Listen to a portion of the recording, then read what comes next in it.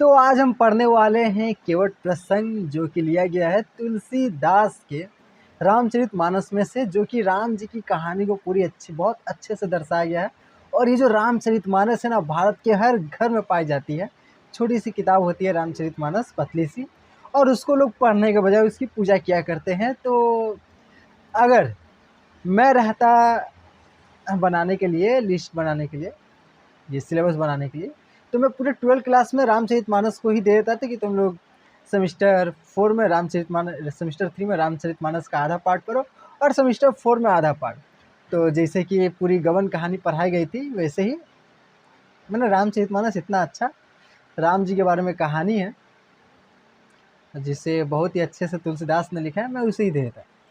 तो अगर कोई बोर्ड वाला सुने इस बात को, तो जैसे आपने इंग्लिश के सिलेबस को चेंज किया, आप हिंदी के भी सिलेबस को कर सकते हैं। सब तो आपके ही हाथ में है। तो चलिए पढ़ते हैं रामचरितमानस का एक छोटा सा भाग। रामचरितमानस बहुत भरा है, उसमें से एक छोटा सा भाग, छोटी सी कहानी। राम जी की कहानी हम लोग जानते ही हैं, और उसमें से छोटी सी कहानी हम लोग पढ़ेंगे अभी। तो पहले तो देखते हैं, तो हम लोग थोड़ा सा बैकग्राउंड जानते हैं कि हुआ क्या था। तो हुआ ये था कि जो मुस्लिम होंगे उनको नहीं पता होगा शायद, तो जो दशरथ है, दशरथ की 4 पत्नियां थी। तो एक पत्नी का बेटा था राम, और एक पत्नी का बेटा था भरत। तो जब राम को राजा बनाया जा रहा था, तो भरत की माँ गुस्सिया गई कि मेरे बेटे को राजा नहीं बनाया जा रहा, राम को राजा बनाया जा रहा है। हालांकि बहुत लंबी कहानी है इसकी भी, मैं शॉर्ट में समझा रहा हूँ। तो जो केकई है, ये केकई जो भरत की माई है, मामी है, वो गुस्सिया जाती है और बोलती है कि मैंने आपकी एक बार जान बचाई थी दशरथ से, कि मैंने आपकी जान बचाई थी और आप मुझको एक वरदान दीजिए। आपने उस टाइम मुझको कहा था ना एक वरदान देंगे, तो मैं वो वरदान आज मांगती हूँ। मैंने उस टाइम नहीं मांगा था, आज के लिए बचा के रखा था। तो मैं वो वरदान आज मांगती हूँ, और ये वरदान क्या है कि आप राम को 14 वर्षों के लिए वनवास भेज दीजिए। और ये सुन के तो राजा दशरथ बौखला गए, बोले नहीं नहीं ये नहीं होगा, अब तुम दूसरा वरदान मांगो, ये नहीं ये नहीं। कि कहीं बोली हमको यही चाहिए यही चाहिए। अगर ये वनवास चल जाए तो दूसरा उत्तराधिकारी कौन है, उसके साथ लक्ष्मण भी चल जाएगा, और बचेगा कौन, भरत बचेगा, तो भरत राजा बन जाएगा। तो ऐसा वरदान मांगती है। तो बहुत लंबी कहानी है, इसके बारे में अभी नहीं जाते हैं। और उसके बाद राम जी को पता चला, जैसे ही वो अपना उठाए तीर धनुष और निकल गए। सास निकलते निकलते, उनकी नई नई शादी हुई थी, उनको बोले पत्नी को, सीता को, कि जाओ तुम घर जाओ। तुम कहाँ जाओगी जंगल में, तो अपने नानी घर में रहो, मैंने मम्मी घर में रहो, मायके में रहो। सीता बोली नहीं, आप जहाँ जाएंगे मेरा महल तो वही है। तो सीता भी उनके साथ होली, और लक्ष्मण जी भी, जो उनके बिना नहीं रह पाते थे, ऐसे भाई बहन का प्यार था, जो उनके बिना नहीं रह पाते थे, वो भी उनके साथ साथ चले। तो अब देखो, पढ़ते हैं, आप पढ़ना स्टार्ट करते हैं 3 मिनट का वार्तालाप के बाद। तो रथी हकेऊ है राम तन, हेरी हेरी हिनाई, देखी निषाद विषाद बस धुन ही शीस पछताई। तो राम जी के बारे में कहा जा रहा है कि जब राम जी जा रहे थे, तो एक आदमी छोड़ने आया था उनको। उस आदमी का नाम था सुमंत्र। तो सुमंत्र ने जब रथ को आगे बढ़ाया, अब यहाँ से राम जी को अकेले जाना है। राम जी सुमंत्र को बोले कि तुम लौट जाओ, अब हम अकेले जाएंगे आगे की यात्रा। तो सुमंत्र अपना रथ मोड़ रहा है, रथ मोड़ने की कोशिश कर रहा है। जो घोड़े हैं, घोड़े को पीछे खींचने की कोशिश कर रहा है कि घूमो घूमो, लेकिन रथ के जो घोड़े हैं वो हिनहिना रहे हैं कि उनको पीछे नहीं मुड़ना है, उनको राम जी को देखना है, राम जी के साथ ही चलना है, राम जी से मुकरना भी नहीं है। तो जिनके जाने से पशु तक विषाद में है, दुख में है, जनता सारी दुख में है, उसके मम्मी पापा कैसे रहेंगे, कितना दुख है। तो सुमंत्र ने रथ को आगे बढ़ाया, लेकिन घोड़े बार बार श्री राम की ओर देखकर हिनहिना रहे थे, और उनके चेहरे पर भी मायूसी, मानो वे भी अपने प्रिय स्वामी से बिछुड़ने का दुख प्रकट कर रहे हों। यह देखकर निषाद राज और अन्य विषाद लोग अत्यंत दुखी हो गए। वे पछताने लगे और सिर धुन पिट कर विलाप करने लगे कि हमें आज श्री राम के सान्निध्य का सौभाग्य क्यों नहीं मिला। जासु वियोग विकल पशु ऐसे, प्रजा मातु पितु जिहि कैसे। तो इस लाइन में लिखा है कि जिस राम के वियोग में पशु पक्षी इतने व्याकुल हो रहे हैं, उनके माता पिता और अयोध्या की प्रजा उनके बिना कैसे जीवित रह पाएंगे। जब पशु ही दुखी है तो मनुष्य की हालत तो और भी अधिक खराब होगी। तो ये कहा जा रहा है, जासु वियोग विकल पशु ऐसे, प्रजा मातु पितु जेहि कैसे, बर बस राम सुमंत्रु पठाए, सुर सरी तिर अपो तवार। तो जब राम लक्ष्मण और सीता आ जाते हैं नदी किनारे, और नदी किनारे आने के बाद अब उनको नदी पार करने हैं और उसके बाद उनको जंगल में जाना है नदी के पार करने के बाद। तो अब यहाँ से सुमंत्र को लौटने के लिए कह जाते कि सुमंत्र तुम लौट जाओ, अब हम यहाँ से आगे जाएंगे। श्री राम ने सुमंत्र को जबरदस्ती अयोध्या वापस भेज दिया और फिर स्वयं गंगा के तट पर आए। फिर उसके बाद मागी नाव न केवटू आना, कही तुम्हार मरुंग में जाना। फिर उसके बाद राम जी बुलाते हैं नाव वाले को, ओ केवट, केवट कहाँ हो, मुझे उस पार जाना है, क्या आप मुझे छोड़ देंगे, क्या आप मेरी विनती स्वीकार करेंगे, आप मुझको उस पार लेकर चले जाएंगे। तो बस अब केवट को पता चल गई कौन आए हमारे द्वार पर। इनको पता चला कि इतना प्यार से कौन पूछ सकता है। तो इनको पता चला कि ये राम है। इनको आके देखिए, बाहर से आके देखिए कितना प्यार से कौन पुकार रहा है। बाहर आके देखिए कि राम है। राम के तो किस्से कहानी मशहूर है, सभी पहचानते हैं राम हमारे अयोध्या के राजकुमार है। तो ये जब केवट आया, केवट आके बोल रहा है, मैं आपको नाव, मुझे माफ़ कीजिएगा, मैं आपको गंगा पार नहीं करा सकता, मैं आपको अपनी नाव पर भी नहीं बिठा सकता। राम बोलते हैं, ये क्या भाई, ये क्या बोल रहे हो तुम, ये क्या बोल रहे हो। तो केवट बोल रहे कि मैं आपको नहीं ले जा सकता, सॉरी मुझे माफ़ कीजिए, मैं आपको नहीं ले जा सकता, क्योंकि मैं आपका मर्म जानता हूँ, मैं आपके बारे में कुछ जानता हूँ, इसलिए मैं आपको ले जा नहीं सकता। उधर से लक्ष्मण बोल रहे, भैया देखिए आप इतना प्यार से पूछ रहे हैं, पता नहीं ये अयोध्या के राजकुमार है। तो केवट बोलते कि हमको तो पता है कि ये अयोध्या के राजकुमार है, और ये जो नहीं है वो भी हमको पता है ये कौन है, आपको शायद नहीं पता ये कौन है। ये सिर्फ अयोध्या के राजकुमार नहीं, ये जो है ये मैं जानता हूँ। तो चरर कमल रज कहूँ सब कहई, मानुष करनी मुड़ी कछुआ है। तो राम जी कहते कि बताओ मेरे बारे में क्या जानते हैं। तो केवट बताता है कि आप बड़े जादूगर हैं, आपके पाँव में तो ऐसा जादू है, ऐसा जड़ी बूटी लगा हुआ है कि आप पत्थर के ऊपर पाँव रखते हैं तो पत्थर भी एक सुंदर स्त्री में बदल जाती है। और मेरा नाव जो है वो तो काठ का बना हुआ है, भगवान ना करे कि आपका पाँव मेरे काट के नाव पर पड़े और मेरा जो नाव है वो स्त्री बन जाए तो, और उस स्त्री को मैं घर भी लेके नहीं जा सकता। मेरी पहले से घर में एक स्त्री है, वो तो मुझे कच्चा चबा जाएगी, बड़ी बड़ी मारेगी, घर से निकाल देगी मुझको, स्त्री को, दोनों को। फिर मैं कहाँ रहूँगा। ऊपर से एक ही उपाय है मेरे पास, सिर्फ नाव ही है। चुहत सिला भई नारू सुहाई, पहानते न काट कठिनाई। जिस पत्थर को आपके चरणों के धूल ने छू लिया वह सुंदर स्त्री बन गई। लकड़ी तो पत्थर से भी कमजोर होती है, मेरी नाव आपके चरण को छू ले तो क्या हो जाए। तरनी मुनि घरेनी हो जाई, बाट परई मोरी नाव उड़ाई। अब मेरी नाव ही मुनि की पत्नी की तरह कोई और रूप ले ले तो मैं पार कैसे करूँगा। मेरी रोजी रोटी का सहारा ही चला जाएगा। मैं आपके बारे में यह सच जानता हूँ कि आपके पाँव जिस पर पड़ते हैं वो स्त्री बन जाती है, और मैं आपको अपने नाव पर नहीं बैठा सकता, क्योंकि मेरी नाव अगर स्त्री बन गई तो मुझे पालन पोषण कैसे होगा। मेरे बच्चे हैं घर पे, पत्नी है, मैं हूँ, और कमाने का सिर्फ एक ही जरिया है, नाव। मैं पढ़ा लिखा भी नहीं हूँ, मैं कैसे कमाऊँगा। यही प्रतिपालूँ सब परिवारू, नहीं जानूँ कुछ का और उबारू। मैं इसी नाव से अपने पूरे परिवार का पालन पोषण करता हूँ, मुझे कोई दूसरा काम नहीं आता।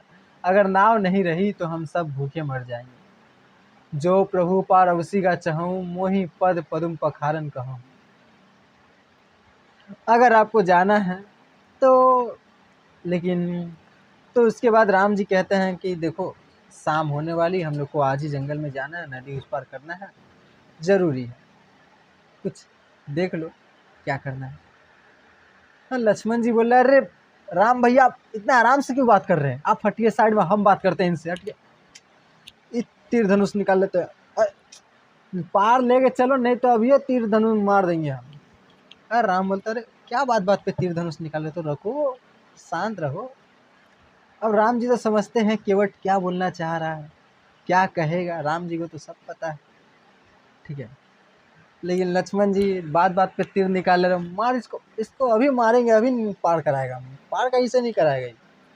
जो प्रभु पार अवसी गचहूँ मोहि पद पदुम पखारन कहूँ।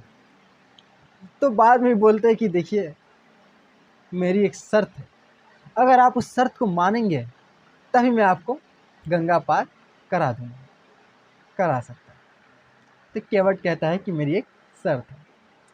तो आइए शर्त क्या है देखते हैं। पद कमल धोई चढ़ाई नाव, न नाथ उतार ही चाहूँ, मोही राम रौरी आन दशरथ शपथ सब साची कहूँ। बरु तीर मारहूँ लखनऊ पे, जब लगी न पाए पखारी हूँ, तब लगी न तुलसीदास नाथ कृपाल पारू उतारी हूँ।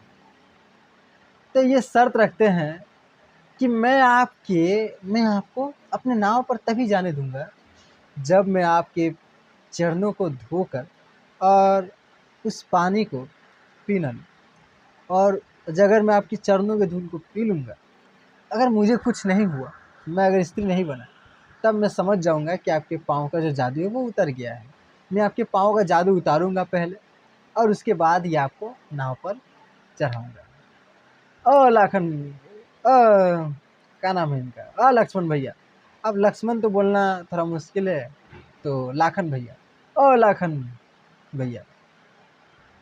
अगर राम जी को इस शर्त मंजूर नहीं है तो आप अगर तीर मारना चाहे तो मार लीजिए हमको, लेकिन हम इस शर्त के बिना आपको गंगा पार नहीं करा सकते हैं।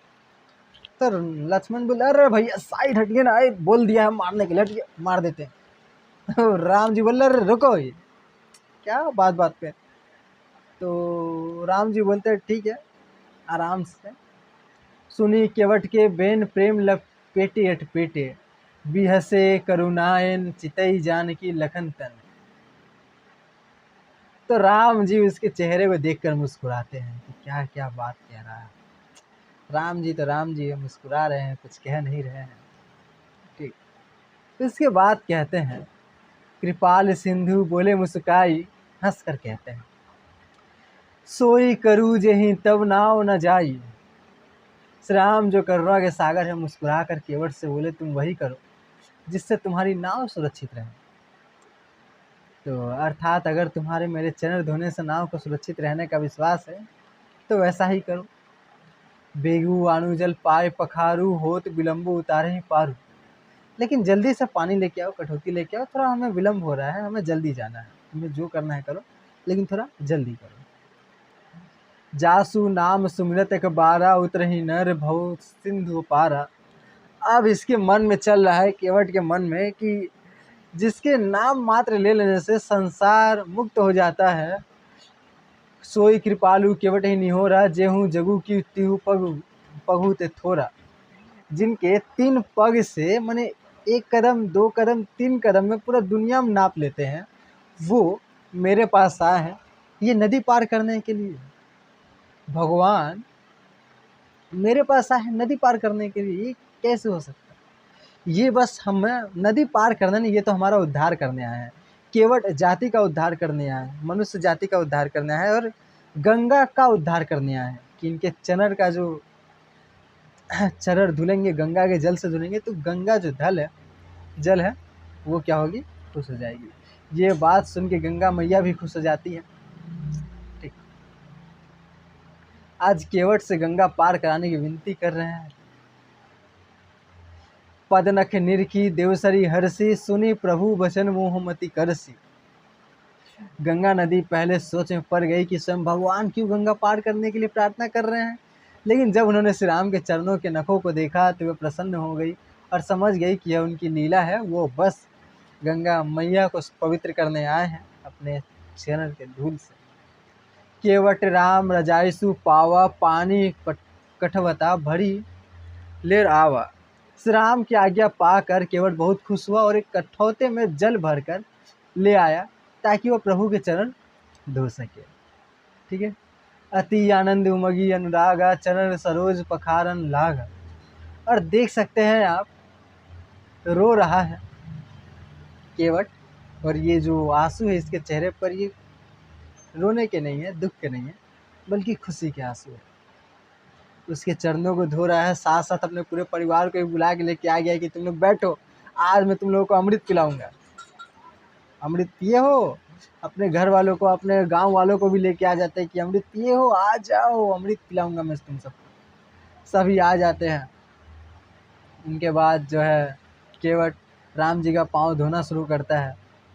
बरसी सुमन सुर सकल सिहाही, ये ही सम पुण्य पुंज कोई न को नाही। देवता इस अद्भुत दृश्य को देखकर बहुत प्रसन्न हुए और आकाश से फूल बरसाने लगे। वे सोचने लगे कि इस संसार में केवट से अधिक भाग्यशाली और कोई नहीं है जिसने इतना महान पुण्य कमा लिया। पद पखारी जलुपान करी, आपू सहित परिवार, पितर पारू करी प्रभु पुनि, मुदित गई ले पार। तो वो उनके चरणों को धोकर उनके जो अमृत है पहले तो वो खुद पीते हैं और उसके बाद अपने बच्चों को भी देता है। बच्चों को भी तो कैसे लिया जाए चना अमृत, अमृत वो समझ में नहीं आता है, तो वो क्या करते हैं, अपने ही पानी से अपने ही हाथ से उन सबको पिलाते हैं। ठीक है। तो क्या पता कैसे लिया जाता है चना अमृत, ऐसे पान किया जाता है, ठीक, ऐसे करके, और उसको पोंछ लिया जाता है ऊपर में, ऐसे करके उसको हाथ नहीं धोया जाता है, अपने शरीर के किसी अंग में ही पोंछ लिया जाता है। चना अमृत आप लोग पियो होंगे, तो यहीं से स्टार्ट होता है चना अमृत। ठीक है। चना अमृत और ये जो अमृत अपने बच्चों को, अपने गांव वालों को भी, सभी को पिलाते हैं। केवट ने श्री राम के चरण धोकर उस जल को स्वयं और अपने पूरे परिवार सहित श्रद्धा से पी लिया। वह जानता था कि यह जल बहुत पवित्र और मोक्षदायक है। इस जल के प्रभाव से उसने अपने पितरों को भी भवसागर से पार कर दिया, उन्हें भी मोक्ष दिला दिया। उनके पितरों माने पूर्वज। इसके बाद वह बहुत प्रसन्न होकर प्रभु श्री राम को गंगा पार ले जाता है। जब वह पी लेता है अमृत, तो इसके बाद वो अपने प्रभु राम को गंगा पार लेके जाता है। उतरी ठार भय सुरसरी रेता, सी रमु गुहु लखन समेता। और उसके बाद सीता, राम और लक्ष्मण तीनों सबको लेकर वो नदी पार करा देते हैं, गंगा नदी के उस पार जाते हैं। और उस पार उतरते ही अब ये तो बोल देते हैं कि बहुत गरीब है, तो यहाँ पे राम जी देखते हैं कि अब पार लेके आ गए, कुछ तो देना होगा, और कुछ तो लेके आए नहीं है। तो ये देखते हैं सीता की ओर। सीता जब भी पति के पास पैसा नहीं रहता तो पति का ध्यान हमेशा उधर ही जाता है कि कुछ है तुम्हारे पास। तो पत्नी क्या करती है, पत्नी सबसे मान इस पर उतर के ये पहले हाथ जोड़ते हैं। केवट उतरी दंडवट किन्हा, प्रभु सकुच यही नहीं कुछ दिना। केवट उतर के उनको हाथ जोड़ते हैं, और प्रभु को इतना खराब, और प्रभु को खराब लगता है कि ये उनको कुछ दे नहीं पा रहे हैं। ठीक है। तो वो सीता को देखती है और सीता अपने हाथ की वो कीमती अंगूठी निकाल कर राम को देती है कि इन्हें दे दीजिए। और राम इसको देता है तो राम केवट को देते हैं। कहे कृपाल लेहि उतराई, केवट चरण गहे अकुलाई। यहाँ पे कुछ लाइन है, हाँ, पिया यही की सिंह जनहारी, मनीष मुद्री मन मुदित उतारे। तो ये समझ जाती है कि राम जी क्या बोलना चाह रहे हैं, और ये दे देती है उतार के अपनी अंगूठी। और उसके बाद राम जी केवट से कहते हैं कि लो मेरी अंगूठी ले लो। तो राम केवट क्या बोलते हैं, नाथ अजू मैं कहाँ न पावा, मिटे दोष दुख दरिद्र दावा। वो बोलते हैं मैं नहीं लूँगा, मेरा तो बहुत बड़ा सौभाग्य था कि मैंने आपको गंगा पार कराया, मेरा सारा दरिद्र मिट गया है। दरिद्र कौन होता है, जिसको और पाने की लालसा होती है। मेरी और मिटे दोष दुख दरिद्र दावा। दरिद्र क्या कौन होता है, जिसको और पाने की आशा होती है, और चाहिए और चाहिए। इतना पैसा है, करोड़ों रुपया हो, लेकिन फिर और पैसा चाहिए, और पैसा चाहिए, क्या पता क्या है, उसको बोलते दरिद्र। खाना खा लिया, और चाहिए और चाहिए और चाहिए। लेकिन आज केवट का सारा दरिद्र, सारा दुख, सारा दोष मिट गया है, क्योंकि उन्होंने अमृत का पान कर लिया है और भगवान श्री राम के दर्शन कर लिए हैं। ठीक है, केवट बोला, हे प्रभु, आज मैंने सब कुछ पा लिया, मेरे सभी दोष दुख और दरिद्रता की अग्र शांत हो गई है। और ये इसके बाद लास्ट में प्रणाम करते हैं। इनके बाद इनकी दशा देखो, बहुत काल में किन्हीं मजूरी, आज दिन हूँ विधि बनी बोल, विधि बनी भले भूरी। मैंने बहुत समय तक मजदूरी की है, लेकिन आज विधाता ने मुझे बहुत बड़ी मजदूरी दे दी है, बहुत पैसा पहले ही दे दिया है कि भगवान खुद आए हैं मेरे पास गंगा पार कराने के लिए। इससे बड़ी मजदूरी मेरे लिए क्या होगी, इससे ज़्यादा पैसा मेरे लिए क्या होगा। ये केवट के राम, केवट कहते हैं राम जी से, अब कुछ नाथ न चाहिए मोरे, दीन दयाल अनुग्रह तोरे। बोलते कि हे भगवान, अब मुझे कुछ नहीं चाहिए, हे प्रभु अब मुझे कुछ भी नहीं चाहिए, आप तो दिन दुखियों पर कृपा करने वाले हैं, बस आपका आशीर्वाद ही पर्याप्त है। फिरती बार मोही जो देवा, सो प्रसाद में सिर धरि लेवा। जब आप अयोध्या लौटेंगे तब कुछ देंगे, उसे मैं प्रसाद समझकर सिर पर धारण करूँगा। बहुत किन्हीं प्रभु लेखन सिय, नहीं कुछ केवट ले ही, विदा किन्ह करुणायतन, भगति विमल बरुदेही। और श्री राम ने बहुत कोशिश किया कि उसको कुछ दे दे, लेकिन वह कुछ नहीं लेता, और लास्ट में उन्होंने, श्री राम ने उन्हें निर्मल भक्ति का वरदान देकर प्रेम पूर्वक विदा किया कि लो तथास्तु। और उसके बाद केवट के राम, केवट चले जाते हैं और यहाँ पर हमारे केवट प्रसंग खत्म होता है। ठीक है, तो अब अगर टेक्स्ट बुक में क्या देगा पता तो नहीं है, लेकिन ये तो हम इंटरनेट से निकाले तो हमको तो यही मिला केवट के राम, और बड़ा ही सुंदर मिला है। ठीक, आप लोग बताइएगा कमेंट करके कि आप लोगों को कैसा लगा। ठीक है, 10 में से स्टार देना होगा तो मैं तो दूंगा 10 में 10 स्टार। ठीक है, अब आप लोग कितना स्टार दीजिएगा आप लोग बताइएगा। ठीक है, तो व्याख्या, यह दोहा दिखाता है कि सच्चे भक्त को केवल भगवान की भक्ति की ही आवश्यकता होती है, न किसी भौतिक वस्तु की। चलिए थोड़ा व्याख्या पढ़ लेते हैं, इसके बाद क्वेश्चन आंसर पर आएंगे हम लोग। केवट का प्रेम और भक्ति निस्वार्थ था, इसलिए उसने श्री राम से कोई भौतिक वस्तु नहीं ली। तो देखिए, आप लोग का जो भक्ति होता है वो स्वार्थ भक्ति है। आप लोग भगवान को लड्डू चढ़ाए, भगवान एक बार बस उसे दिला दो। अभी तो आप क्लास 11-12 में है, तो आप लोग का जो वरदान होगा यही मांगते होंगे कि एक बार हाँ बोल दे, उसके बाद मैं आपको कुछ नहीं मांगूंगा। फिर 6 महीना बाद भगवान एक बार भगा दो इसको ज़िंदगी से, उसके बाद मैं आपसे कुछ नहीं मांगूंगा। यही चलते रहता है। ठीक, तो 6 महीना साल भर बाद तो केवट का प्रेम और भक्ति निस्वार्थ था, लेकिन केवट का जो प्रेम है वो क्या है कि भगवान निस्वार्थ है कि मुझे कुछ नहीं चाहिए, मुझे आपकी भक्ति मिल गई है और कुछ चाहिए ही नहीं। इसको बोलते हैं निस्वार्थ भक्ति। ठीक है, तो स्वार्थ भक्ति और निस्वार्थ भक्ति किसको पता है। और आप लोग अभी हाल फिलहाल में सेमेस्टर 1 में भी भक्ति किए होंगे कि भगवान बस सेमेस्टर 3 वही सेकेंड सेमेस्टर में पास करा दीजिए, थर्ड सेमेस्टर में पक्का पढ़ेंगे। ठीक है, बस सेमेस्टर 2 में पास करा दीजिए। और ये हर सेमेस्टर में यही हालत होता है बच्चा लोग कि हर सेमेस्टर में 2 दिन पहले भगवान की पूजा करते हैं, और भगवान बस इस बार पास करा दीजिए, अगले बार से मैं देख लूँगा, अगले बार से मैं टॉप करूँगा। बस उसके बाद से अगला बार फिर आते हैं हम लोग। तो प्रभु श्री राम ने भी उसी सच्ची भक्ति को देखकर उसे संसार की सबसे अनमोल चीज़ निर्मल भक्ति का वरदान दिया, जिससे वह सदा सदा के लिए ईश्वर का प्रिय भक्त बन गया। यह प्रसंग हमें सिखाता है कि भगवान की सच्ची भक्ति किसी भी सांसारिक वस्तु से अधिक मूल्यवान होती है। कहाँ गया जी कर्सर, कहाँ गया? हाँ कर्सर रुक गया है।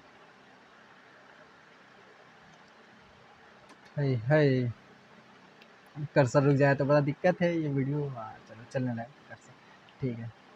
रुक गई, हम तो डर ही गए थे कि 20 मिनट मेरा बर्बाद हो गया। नहीं, फिर से पढ़ाए थे, क्या है इसमें।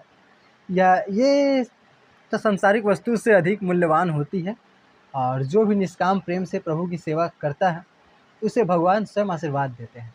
तो चलिए आते हैं, आप लोगों ने कितना ध्यान से इस कविता को सुना है, केवट प्रसंग को सुना है, हम लोग अब टेस्ट करते हैं। बताओ, गोस्वामी तुलसीदास के अनुसार श्री राम को सबसे अधिक प्रिय कौन है? देवता, कृषि, मुनि, मनुष्य, केवल ब्राह्मण? तो बताओ कौन है? गोस्वामी तुलसीदास के अनुसार श्री राम को सबसे अधिक प्रिय मनुष्य है। ठीक है, तुलसीदास ने लिखा है श्री राम जी को। रामचरितमानस तो तुलसीदास के अनुसार पूछा जा रहा है। केवट प्रसंग किस ग्रंथ से लिया गया है? तो केवट प्रसंग लिया गया है रामायण, रामचरितमानस, महाभारत, भगवत पुराण। किससे लिया गया है? तो सही जवाब लोग का रामचरितमानस से लिया गया है। राजा दशरथ ने सुमंत्र को क्या आदेश दिया? राम को अयोध्या वापस लाने के लिए, राम को जंगल तक छोड़कर आने के लिए, राम को केवट से मिलाने के लिए, राम को वनवास के लिए तैयार करने के लिए।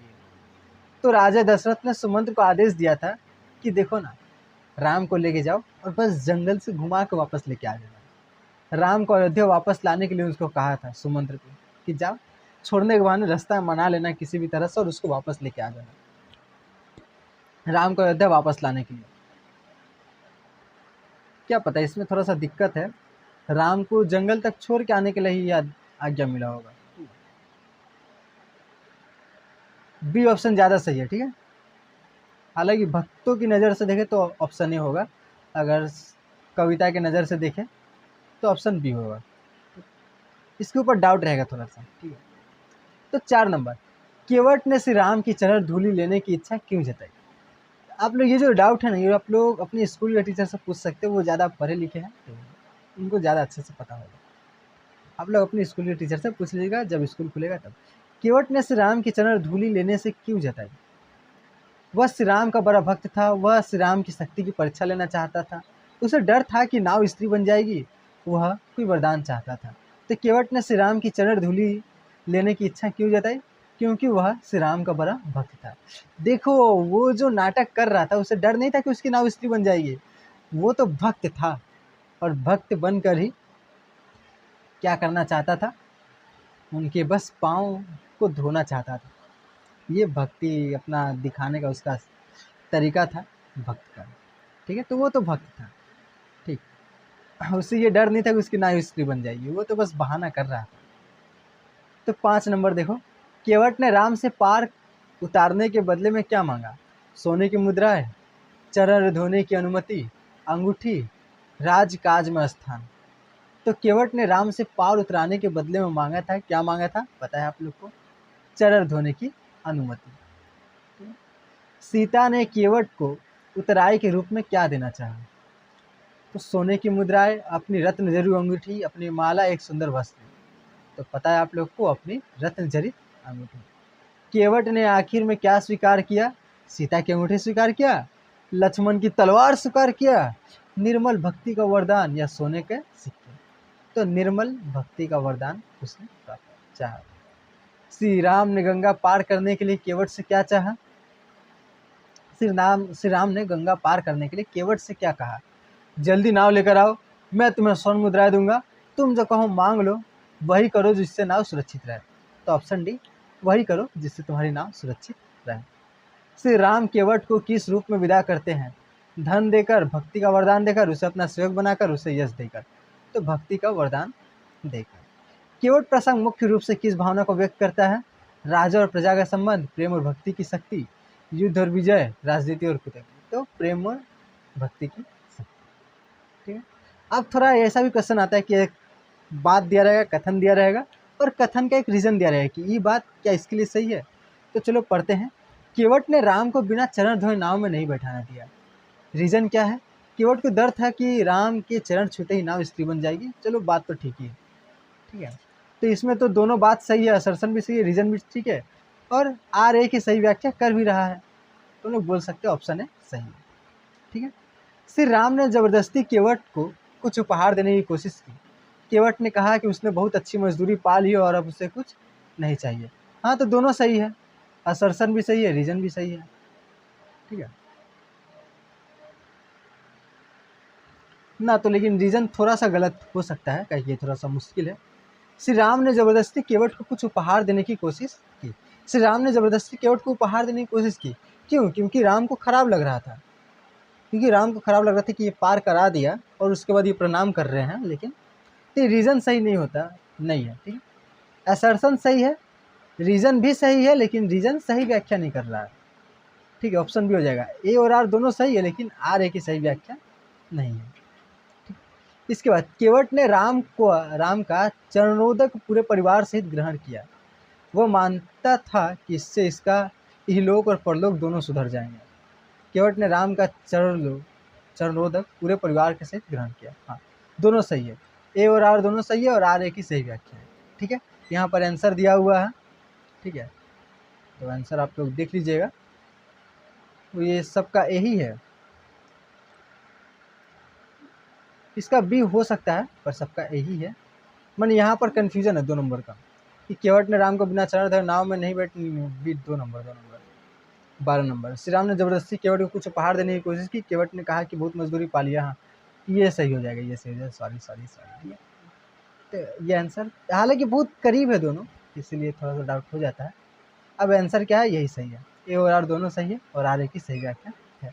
चलिए मिलते हैं नेक्स्ट वीडियो में।